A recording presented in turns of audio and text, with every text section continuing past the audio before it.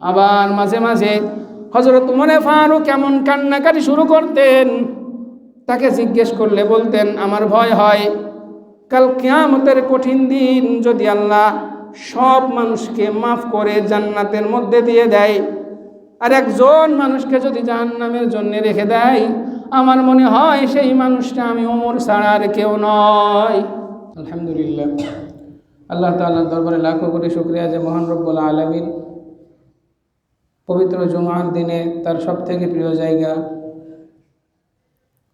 মসজিদে আসার বসার, কোরআন হাদিস থেকে কিছু কথা শোনা এবং বলার তৌফিক দান করেছেন। সে মহান রব্বুল ইজ্জতের দরবারে শুকরিয়া তান একবার বলি আলহামদুলিল্লাহ। আমরা কয়েক জুমা যাবত একটা বিষয়ের প্রতি আলোচনা করছি, একটা বিষয় কেন্দ্রিক, সেটা হলো আল্লাহকে ভয় করা। এত শোনার পরেও কেন আমাদের দিলে আল্লাহর ভয় জাগ্রত হয় না? কেন আমি আগে যেমন ছিলাম এখনও তেমনও চলছি? আগেও নামাজি ছিলাম না, এখনও নামাজ পড়ি না। আগেও জাকাত ফরজ ছিল, জাকাত দেই না, এখনও জাকাত দিতে পারছি না। আল্লাহ তাআলা চোখের হেফাজত করতে বলেছেন, আগেও করতাম না, এখনও করছি না। জবান লাগাম ছাড়া ব্যবহার করছি, জবানের হেফাজত করছি না। জীবনের অনিয়ন্ত্রিত ব্যবহার, যত্রতত্র জীবন, সময়, অর্থের অপচয়, জুলুম করছি, এমনকি জুলুম মেনে নিচ্ছি, এমনকি জুলুমের সাপোর্ট আমরা করে যাচ্ছি। কেন আমাদের এমন হচ্ছে? কেন আমাদের পরিবর্তন আসছে না? সে বিষয়টাই নিয়ে আমি আজকে দু একটা কথা বলবো। মোটা দাগে আমরা এই বিষয়টাকে তিনটা ভাগে ভাগ করতে পারি। তিন কারণে আমরা আসলে যথাযথ তাকওয়াওয়ালা হতে পারছি না। আল্লাহ আমাদেরকে যেভাবে তাকওয়া অর্জন করতে বলেছেন, গত জুমাগুলোতে আলোচনা হয়েছে, আমাদের জীবনের সর্বোত্তম পাথেয় কি? তাকওয়া, খোদা ভীতি। আমাদের জীবনের সবথেকে উত্তম পোশাক কি? তাকওয়া, আল্লাহকে ভয় করা। কেন আমরা তাকওয়াওয়ালা হতে পারছি না? কেন আল্লাহ বারবার কোরআনের মধ্যে বলছেন তোমরা ভয় করো, তোমরা পূর্ণাঙ্গ মুসলমান হওয়া ছাড়া খবরদার মৃত্যুবরণ করো না? তারপরও কেন আসছে না? তার প্রথম কারণ হলো আমরা আল্লাহকে চিনতে পারিনি, যার কারণে আমরা তাকে প্রপারলি ভয় করতে পারছি না। সূরা আনামের মধ্যে বনি ইসরাইলের ঘটনা বলতে গিয়ে আল্লাহ বলেছেন, ওমা কদারুল্লাহ হাক্কা কদরিহি ইয ক্বালু মা আনজালাল্লাহু আলা বাশারিন মিন শাই। তারা আল্লাহকে যথাযথ মর্যাদা মূল্যায়ন করতে পারে নাই। অন্য আয়াতের মধ্যে আল্লাহ বলেছেন, ওমা কদারুল্লাহ হাক্কা কদরিহি ওয়াল আরদু জামিআন কবদাতুহু ইয়াওমাল কিয়ামাতি ওয়াস সামাওয়াতু মাতবিয়াতুন বিয়ামিনিহি সুবহানাহু ওয়া তাআলা আম্মা ইউশরিকুন। তারা আল্লাহকে যথাযথ মূল্যায়ন করতে পারে নাই, আল্লাহকে যথাযথ ভয় করতে পারে নাই। কিয়ামতের দিন গোটা জমিন আল্লাহ তাআলার এক হাতের মধ্যে গোটানো থাকবে, আসমান থাকবে আর এক হাতের মধ্যে গোটানো। সেদিন তিনি তার বড়ত্ব পৃথিবীবাসীর সামনে তিনি জাহির করবেন। এক নম্বর, আল্লাহর ভয়। আল্লাহকে আমরা চিনতে পারি নাই। আল্লাহকে চিনেছেন কারা? মুহাম্মদুর রাসূলুল্লাহর কথা বলেছি, যার গুনাহ আগে পিছের মাফ হওয়া সত্ত্বেও রাত্রিতে সিজদায় পড়ে আল্লাহর কাছে কান্নাকাটি করে। এর নাম আল্লাহকে ভয় করা। হযরত ইব্রাহিম আলাইহিস সালামের ঘটনা সূরা বাকারার মধ্যে বলছেন, বাইতুল্লাহর তামির করার পরে, নির্মাণ করার পরে আল্লাহর কাছে দুহাত তুলে দোয়া করছে, ওয়া ইয ইয়ারফাউ ইব্রাহিমুল কওয়াইদা মিনাল বাইতি ওয়া ইসমাঈল রব্বানা তাকাব্বাল মিন্না ইন্নাকা আনতাস সামিউল আলিম রব্বানা ওয়াজআলনা মুসলিমাইনি লাক ওয়া মিন যুররিয়্যাতিনা উম্মাতান মুসলিমাতান লাক ওয়া আরিনা মানাসিকানা ওয়া তুব আলাইনা ইন্নাকা আনতাত তাওয়াবুর রহিম। বাইতুল্লাহ নির্মাণ করার পর আল্লাহর আদেশ পালন করছে, আল্লাহর হয়ে শ্রমিকের কাজ করছে। এরপরেও বাইতুল্লাহ নির্মাণ করার পরে নবী ইব্রাহিম আল্লাহর কাছে হাত তুলে প্রার্থনা করছে, আল্লাহ আমাদের এই কাজকে আপনি কবুল করে নেন। অতুবা আলাইনা, আল্লাহ জানি না যেভাবে বাইতুল্লাহ নির্মাণ করা দরকার ছিল, যেভাবে আপনার দায়িত্ব পালন করা দরকার ছিল, নিঃসন্দেহে আমি পারি নাই। আল্লাহ আমার তাওবা কবুল করেন, আমার এই আমলকে আপনি কবুল করে নেন। যারা আল্লাহকে যত বেশি ভয় করেছে, যাদের আল্লাহর বড়ত্ব যাদের বেশি জানা আছে, তারা এমনই করে থাকে। তারা সারা মাস রমজানের রোজা পালন করে, রাত্রি জেগে তাহাজ্জুদ পালন করে, তারাই দেখবেন তাহাজ্জুদের মোনাজাতে ঝরঝর করে আল্লাহর কাছে কাঁদছে আর বলছে, আল্লাহ গো, কিছুই করতে পারি নাই সারা জিন্দিগি, আল্লাহ নষ্ট করেছি, যেমন পালন করা দরকার ছিল পারি নাই, আল্লাহ আমাকে মাফ করেন, আল্লাহ আমাদের তাওবা কবুল করেন, আমাদের গুনাহ মাফ করে দেন। যারা রোজাই রাখে নাই দেখবেন মোনাজাত তো করেই না, যদি করতেও আসে চোখ দিয়ে জাহান্নামের ভয় কি বেরোয় না। প্রথম কারণ ভালোভাবে বুঝবেন, 1 নম্বর কারণ আমরা আল্লাহকে চিনতে পারিনি। 2 নম্বর যে কারণটা বলবো, আমরা কেন আল্লাহকে ভয় করতে পারছি না। গত সপ্তাহে আমি তাকওয়ার ফাজাইল বর্ণনা করেছি, তাকওয়া পালন করলে দুনিয়া আখিরাতে আমাদের কী লাভ সেই বিষয়ে কিঞ্চিত আলোকপাত করেছিলাম। 2 নম্বর কারণ, আমরা দুনিয়ার ফায়দা বুঝি, দুনিয়ার লাভ বুঝি। সামান্য 2 টাকা কমে তেল ঝাল পাওয়া যাবে, এই জন্য টিসিবির লম্বা লাইন দেয় না। কোনদিন দেখছেন নামাজের জন্য প্রথম কাতারে বসার জন্য লম্বা লাইন দিতে? আল্লাহর হাবিব মুহাম্মদুর রাসূলুল্লাহ বলেছেন, প্রথম কাতারে কি ফজিলত যদি তোমরা জানতে, তাহলে তোমরা লটারির মাধ্যমে প্রথম কাতারে কে দাঁড়াবে এই নিয়ে প্রতিযোগিতা শুরু করে দিতে। সুবহানাল্লাহ। তাকওয়া ইবাদতের মর্ম আমাদের জানা নাই। এক সাহাবী খাইবারের যুদ্ধে এক জমি তার ভাগে আসছে, প্রচুর লাভ হয়েছে, অনেক দামে সে জমি বিক্রি করছে, অনেক খুশি। রসুলের কাছে এসে বলে, ইয়া রাসূলুল্লাহ, আজকে আমি অনেক লাভবান হয়েছি, আজকে আমি খয়বারের অনেক বড় একটা জমি লাভ করেছি, 300 উকিয়া দিরহামের বিনিময়ে আমি জমিটি বিক্রি করে দিয়েছি। আল্লাহর হাবিব বলেন, ও আমার সাহাবী, আবু দাউদ শরীফের রেওয়ায়াত, আমি কি তোমাকে এর থেকেও অনেক লাভজনক ব্যবসার কথা বলে দিব না? সুবহানাল্লাহ। সাহাবী বললেন, ইয়া রাসূলুল্লাহ, বলে দেন। আল্লাহর হাবিব বললেন, ফরজ নামাজের পরে 2 রাকাত নফল নামাজ খয়বারের জমি তোমার হয়ে যাওয়া থেকে আল্লাহর কাছে এর মর্যাদা অনেক বেশি। বলেন সুবহানাল্লাহ। তাকওয়া কি কাজে আসবে? দুনিয়ার জিন্দেগিতে এটা বুঝে আসবে না। কবে বুঝে আসবে জানেন? যখন মসজিদের মাইক থেকে এলান হবে, অমুক ব্যক্তি আর পৃথিবীর বুকে নাই, যেদিন আমার দাফনের জন্য বাঁশের ঝাড় থেকে বাঁশ কাটা হবে, পরনের সব কাপড় খুলে রাখা হবে, নিজের শেষ যাত্রার সময় পছন্দের তোলা ইস্ত্রি করা কাপড় সেই দিন আর বের করা হবে না। প্রাণের বন্ধু স্বজন যাদেরকে ছাড়া একটা সময় আপনি কাটাতে পারতেন না, সেই প্রাণের বন্ধুরাও আপনার যেদিন সাথী হবে না। পরনের কাপড় খানাও যেই দিন খুলে রাখবে, প্রাণের আত্মীয় স্বজন স্ত্রী পুত্র যাদের জন্য সারা জীবন, যাদের কথা চিন্তা করে নিজের জিন্দেগি নষ্ট করেছেন, যেই ক্যারিয়ার গড়ার জন্যে সকাল থেকে রাত অবধি আপনি চেষ্টা করে গিয়েছেন, যেই মাল সম্পদ গোছানোর জন্য 24টা ঘন্টা যার পেছনে মেহনত করেছেন, তার একটা সম্পদ যেদিন আপনার সাথে যাবে না, 3টা মাত্র কাপড় পরিধান করায় যেই দিন কবরের মধ্যে রেখে আসবে। হাদিসের মধ্যে রাসূল বলছেন, যখন ওই ব্যক্তিকে কবরে রাখা হয়, ইয়াসমাউ করানি আলিহিম, সে তখনও পর্যন্ত যারা দাফন করতে এসেছে তাদের জুতার আওয়াজ পায়। দাফন করে রেখে যাচ্ছে, তখন 2 জন ফেরেশতা এসে তাকে কবর থেকে বসায় জিজ্ঞেস করে, মার রব্বুকা ওয়া মা দীনুকা ওয়া মান হাদার রাজুল আল্লাযী বুইসা ফীকুম। রাসূলের চেহারাখানা দেখায় বলা হবে, এই ব্যক্তিটাকে কি চেনো? আল্লাযী বুইসা ফীকুম, যেই ব্যক্তিটাকে তোমাদের হেদায়েতের জন্য পাঠানো হয়েছিল তাকে চেনো নাকি? ওই দিন বুঝবেন তাকওয়া কি কাজে আসে, ওই দিন বুঝবেন দুনিয়ার জিন্দেগি হেলাই খেলায় নষ্ট করার কি স্বাদ, কি মজা। ইমানদারদেরকে বলা হবে, আল্লাহর পক্ষ থেকে তাদের জবানের মধ্যে যখন প্রশ্নের উত্তরগুলা দিয়ে দেওয়া হবে, আর ফেরেশতারা বলবে, ও আল্লাহর বান্দা, নাম কানাউমাতিল আরুস, এমন নিশ্চিন্তে এমন নির্বিঘ্নে ঘুমাও যেমন নতুন দুলহা, যেমন নতুন বর যেমন আরামের সাথে ঘুমায়। হাদিসের কথা।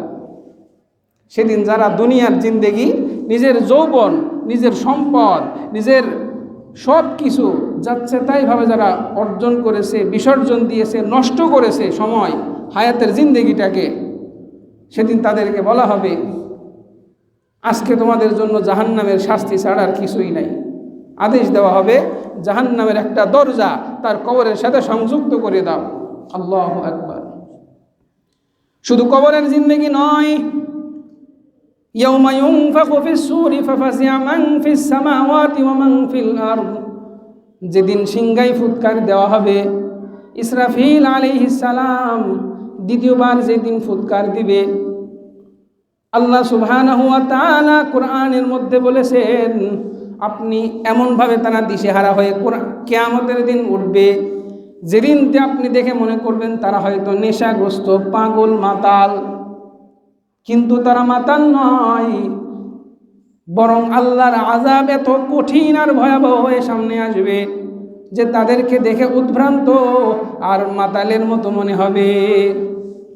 এই কঠিন দিনে যখন মুত্তাকি ব্যক্তিকে রাজকীয় সম্বর্ধনায় আল্লাহ নিয়ে আসবেন, ইয়াউমা নাহশুরুল মুত্তাকিনা ইলার রহমানি ওয়াফদা ওয়া নাসুকুল মুজরিমিনা ইলা জাহান্নামা বিরদা, যেদিন কিয়ামতের দিন আমি মুত্তাকিদেরকে রাজকীয় সম্বর্ধনায় হাজির করব, উপস্থাপন করব।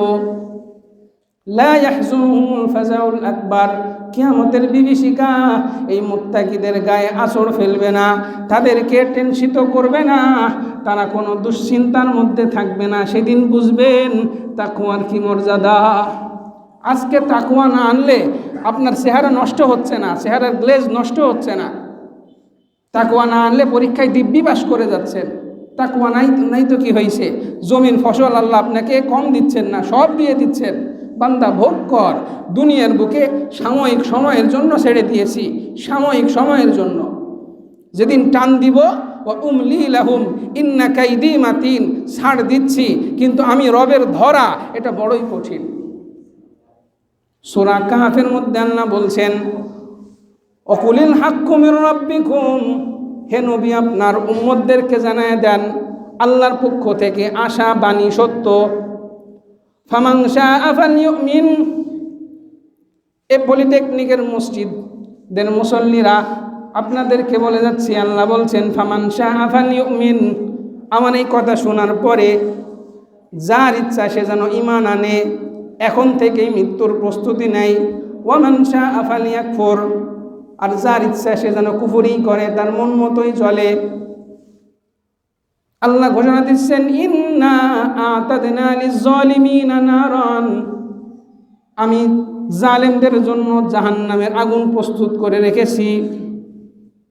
যারা নিজের জীবনকে নষ্ট করেছে, আল্লাহর আনিত বিধান যারা পালন করে নাই, আল্লাহর কোরআনের দিকে যারা ভ্রুক্ষেপ করে নাই, আল্লাহ বলছেন ইন্না আ'তাদনা লিজ-যালিমিনা নারান আহাতা বিহিম সুরাদিকুহা ওয়া ইন ইস্তাগীথু ইউগাথু বিমাইন কালমুহলি ইয়াশফিল বুজুহ বিইসাশ শারাব ওয়া সাআত মুরতাফাকা।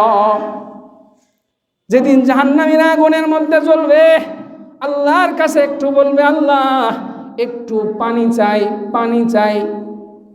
ওয়া ইন ইস্তাগীথু ইউগাথু বিমাইন কালমুহলি, তাদেরকে তেলের গাদের মতো পানি তাদের উপরে ঢেলে দেওয়া হবে, আলকাতরা ঢেলে দেওয়া হবে, ফলে তাদের জাহান্নামের আগুন আরো বৃদ্ধি পেতে থাকবে। বিইসাশ শারাব, আল্লাহ বলছেন কতই না নিকৃষ্ট সেই পানীয়। আমি বলে দিচ্ছি ভয় করো, আল্লাহকে ভয় করো, মরণ আসার আগেই ভয় করো, নিজের আমলকে শুধরে নাও। 2 নম্বর কারণ কি বললাম, কেন তাকওয়া পালন করতে পারছি না? 1 নম্বর আল্লাহকে চিনি নাই, 2 নম্বর তাকওয়ার কি ফজিলত এটা আমি এখন বুঝছি না। কারণ কি, তাকওয়া না আনলে আমার জীবন যাপনে কোনো সমস্যা নেই, আল্লাহ ছেড়ে দিয়েছেন, কারণ দুনিয়াতে ধরবেন না। 3 নম্বর কারণ সংক্ষেপে বলে শেষ করব। 3 নম্বর কারণ হলো শয়তান আমাদেরকে ধোকায় ফেলে রাখছে। আমি আদতে তাকওয়া আমার মধ্যে নাই, অথচ শয়তান আমাকে বোঝাচ্ছে আমি বুঝি অনেক তাকওয়াওয়ালা। সমস্যা এই জায়গায়। ওয়াজাইয়ানা লাহুমুশ শাইতানু আমালাহুম, আল্লাহ কোরআনের মধ্যে বলেছেন আমরা মুমিন কেউ চাই না আমি জালেম হয়ে মারা যাই, কেউ চাই না আমি জাহান্নামী হয়ে মারা যাই, তারপরও কেন মানছি না? একটা জায়গায় তো সমস্যা আছেই। শয়তান আমাকে বিভ্রান্তিতে ফেলে রেখেছে। হয় আমাকে বলছে তুমি তো তাকওয়ালাই, তুমি তো মোটামুটি নামাজ পড়োই, তুমি তো অন্যের মতো নও, তুমি তো ওর থেকে অনেক ভালো আছো, এভাবে তো আপনাকে বুঝ দিয়ে রাখে। অথবা আগামীর ধান্দায় আপনাকে ফেলে রাখে, এখন তো বয়স হয় নাই, ছাত্র জামানা কেবল পার করছো, লাইফটাকে একটু এনজয় করো, যখন একটু সেটেল হবে, বিবাহ সাথী করবে, তখন না হয় আল্লাহর হুকুম তুমি পালন করবা। দুইটা কারণ শয়তান আমাদেরকে বিভ্রান্তিতে ফেলে রাখছে। আমরা নিজেদেরকে মুত্তাকি না হয়েও মুত্তাকি মনে করছি, মৃত্যুর জন্য প্রিপেয়ার্ড না হয়েও আমি মনে করছি আমি মৃত্যুর জন্য বুঝি প্রস্তুত, অথবা মনে করছি এখন আমার মরার বুঝি অনেক দিন বাকি আছে। আল্লাহ হেফাজত করেন। অথচ যারা আল্লাহর রসুলের সাহাবীদের মধ্য হতে যাদের জান্নাতের সার্টিফিকেট আল্লাহর রসুল নিজের জবান দিয়ে বলেছেন, এমন একজন সাহাবীর নাম আপনাদেরকে শোনাবো, হযরতে ওমরে ফারুক। নাম শুনেছেন? ইসলামের দ্বিতীয় খলিফা, চেনেন? এই মানুষটার ব্যাপারে আল্লাহর রসুল কি বলেছেন জানেন? আল্লাহর হাবিব তার পবিত্র জবানিতে বলেছেন, লাউ কানা বাদি নাবিয়ান লাকানা উমার। আমি নবী মুহাম্মদের পরে যদি কোনো কেউ নবী আসতো, পৃথিবীর বুকে যদি নবীর ধারাবাহিকতা বজায় থাকতো, এই সিলসিলা যদি বাকি থাকতো, আমি নবী মুহাম্মদের পরে অন্য কেউ নয়, বরং সেই নবী হতো ওমর। বলেন সুবহানাল্লাহ। যে ওমরের ব্যাপারে রাসূল একদিন বলছেন, হে ওমর, তুমি কি জানো তোমার কত রূপ, তোমার কত পাওয়ার? ইয়া ওমর, ইন্নাকা লাউ লাকিয়াকা শাইতানু সালিকান ফাজ্জান। হে ওমর, যদি তুমি কোনো রাস্তা দিয়ে হাঁটো, শয়তান যদি ওই রাস্তায় চলে, তুমি ওমরকে আসতে দেখে শয়তান ওই রাস্তা ছেড়ে অন্য রাস্তা দিয়ে চলে যায়। বলেন সুবহানাল্লাহ। সহিহ হাদিসের মধ্যে এসেছে, হযরত রাসূল কারীম বলছেন, ওমর, তুমি জানো তোমার কি রূপ, তোমার কি প্রভাব? শয়তান তোমাকে দেখে সেই রাস্তা দিয়েই হাঁটে না, সে অন্য রাস্তা দিয়ে চলে যায়। এই মানুষটা, এই উমরে ফারুক রাদিয়াল্লাহু আনহু, যেদিন প্রভাতে ফজরের নামাজের সময় সেই শয়তান আবু লুলু যখন খঞ্জর দিয়ে তাকে আঘাত করলো, নামাজে দাঁড়ানো অবস্থায় খঞ্জর দিয়ে আঘাত করছে, কেরাত শুরু করার পরে থেমে গেছে খলিফাতুল মুসলিমিনের কেরাত, তিনি রক্তাক্ত হয়ে জমিনে পড়ে গেছেন, সবাই ধরাধরি করে নিয়ে এসে রেখে দিছে। 3 দিন পর্যন্ত ওমরে ফারুক এই জখমি অবস্থায় ছিলেন, আহত অবস্থায় ছিলেন। হাদিসের মধ্যে এসেছে, এই 3 দিন যখনই ওমরে ফারুকের চেতনা ফিরত, তিনি মাঝে মাঝেই বেহুশ হয়ে যেতেন। যখনই চেতনা ফিরত, তখনই তিনি বলতেন, এখন কোন নামাজের সময়, এখন কোন নামাজের সময়, আমি নামাজ পড়ব। এমনকি বলতেন, ওমরে ফারুক যদি তার জীবদ্দশায় নামাজই না পড়তে পারে, তাহলে ওমরের জীবন থাকার থেকে না থাকা ভালো। ওমরে ফারুক অচেতন অজ্ঞান অবস্থায় আছেন, তবুও নামাজের ব্যাপারে তার কি গুরুত্ব, যে ওমরে ফারুক যদি বেঁচে থাকতে নামাজ না পড়তে পারে, তার জীবনের কোনো মূল্য আল্লাহর কাছে নাই। হযরত ইবনে আব্বাস বলেন, আমি উমরের কাছে উপস্থিত হলাম, দেখি হযরত উমর অস্থির অবস্থায় রয়েছেন। তিনি ইয়াকিন করে নিয়েছেন তিনি আল্লাহর সাথে সাক্ষাৎ করবেন, অচিরেই তার মৃত্যু হয়ে যাবে। ইবনে আব্বাসকে দেখে তার অস্থিরতা আরো বেড়ে যায়। হযরত উমরে ফারুক এর অস্থিরতা দেখে ইবনে আব্বাস বলেন, আপনি তো সেই ব্যক্তি যিনি রাসূলের সোহবত লাভ করেছেন, ফা আহসানতা সুহবাতাক, এবং আপনি কি করেছেন, তার সাহচর্যের হক আপনি আদায় করেছেন। সুবহানাল্লাহ। আপনি তো রাসূলের সাথী ছিলেন, এবং তার সাথী হওয়ার কারণে যে হক আমি সাক্ষ্য দিচ্ছি, সেই হক আপনি পুরোপুরি আদায় করেছেন।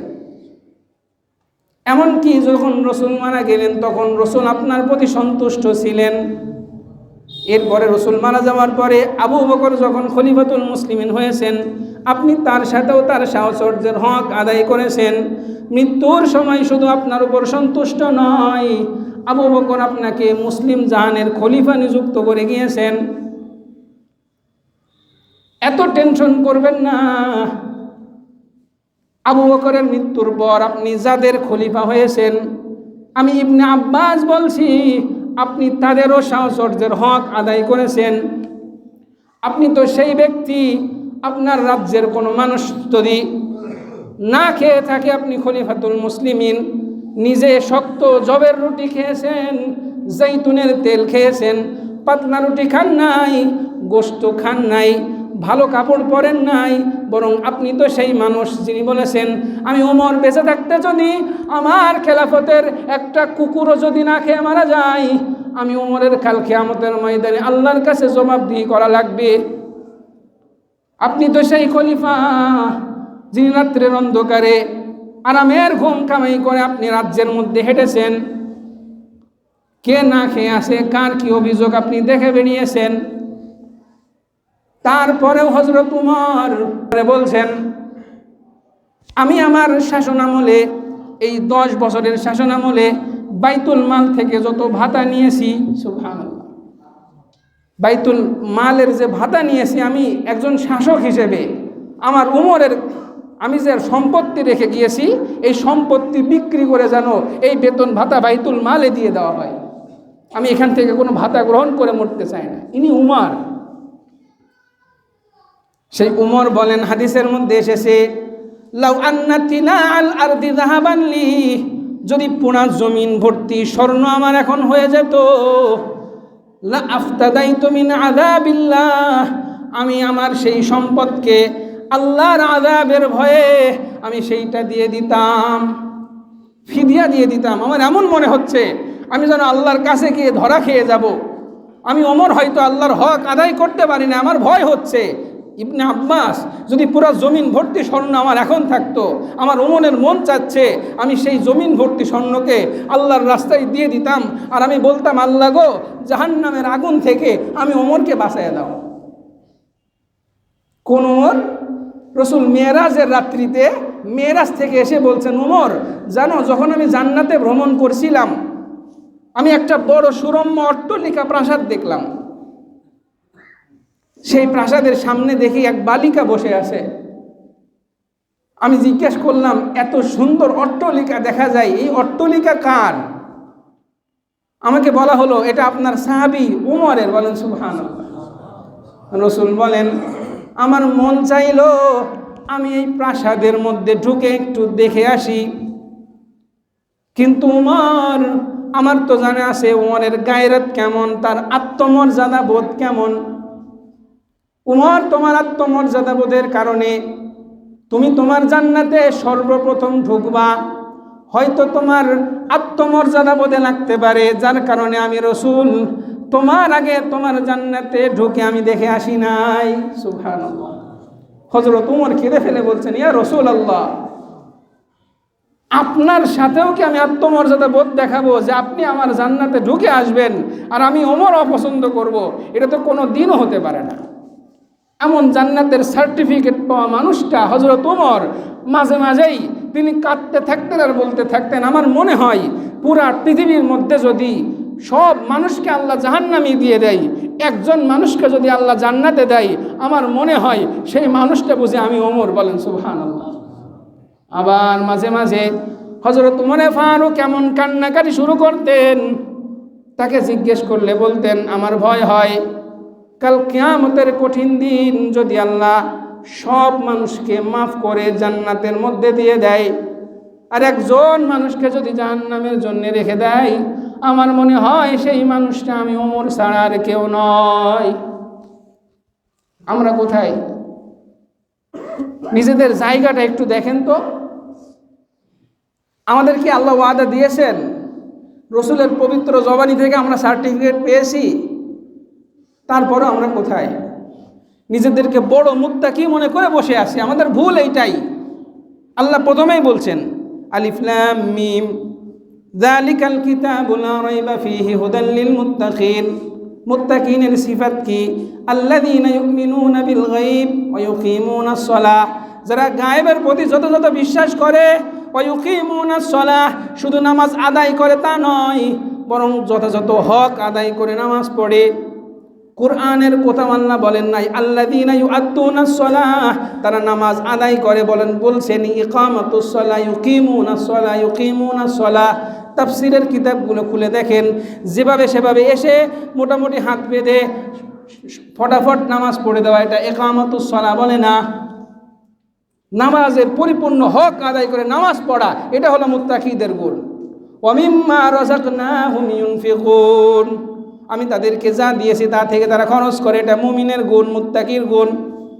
কোরআনের সব জায়গায় খুলে দেখেন মুত্তাকিদের কি সিফাত। ওয়াসারিউ ইলা মাগফিরাতিম মির রাব্বিকুম ওয়া জান্নাতিন আরদুহাস সামাওয়াতু ওয়াল আরদ উইদ্দাত লিল মুত্তাকিন, তাদের গুণ কি?